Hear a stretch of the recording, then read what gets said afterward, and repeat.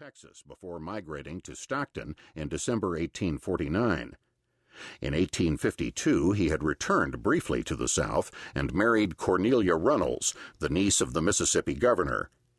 He had assured her that he would never accept California's decision to outlaw slavery. As a supporter of the doctrine of the ultra-states' rights men of the South, he was determined to change the constitution of the state by striking out that clause prohibiting slavery, or, failing in that, to divide the state and thus open a portion of California to Southerners and their property. The judge was also a well-known knife fighter. 3 years earlier, during his second year on the bench, he had tried to stop Sterling Hopkins, a member of the San Francisco Vigilance Committee, from making an arrest. He hated vigilantes and vigilante justice. In the fracas, he had pulled out a Bowie knife, his favorite weapon, and severely wounded Hopkins. The Vigilance Committee then had him arrested. Ironically, to his defense had come David Broderick, whose followers had been the committee's chief targets. Broderick paid 3 newspapers to put the judge's behavior in the best possible light. In June 1859, however, the help of Broderick was history. The Vigilance Committee was all but dead, and the judge now saved his sharpest barbs for the Free Soil wing of the Democratic Party. He called them black Republicans and Negro lovers. At one point, he also said that they were an unprincipled remnant of a faction owned heart and soul by Broderick, whose only guidance came from the banner of the Black Douglas, whose name is Frederick. Those were code words. Everyone at the time understood that the judge was referring to Frederick Douglass, the black abolitionist, and essentially saying that Broderick took his cues from a black man. On June 26th, Broderick learned of the judge's remarks in the morning newspaper while having breakfast at the International Hotel in San Francisco. He, too, was a warrior. He had made his reputation in New York City, taking on the city's toughest prize fighters: Eli Hazelton, Seth Douglas, Abe Bogart, John Williamson, Mose Cutter, Sam Baisley, and Johnny Baum. Victory had never been his, but he had gained fame for never backing down.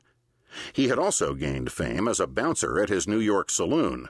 He had a powerful build and gnarled hands, thanks partly to his years as a stonemason, and thus usually had little trouble keeping order. He also bore a knife scar that ran down his cheek into his beard. That, along with his piercing dark blue eyes and dark eyebrows, made him even more menacing. True to form, Broderick responded to Judge Terry with nasty remarks of his own. He proclaimed Terry to be a damned miserable wretch who was as corrupt as President James Buchanan and William Gwin, California's other senator. I have hitherto spoken of him as an honest man, as the only honest man on the bench of a miserable, corrupt Supreme Court. But now I find I was mistaken. I take it all back. He is just as bad as the others. That was all it took. The judge challenged the senator to a duel.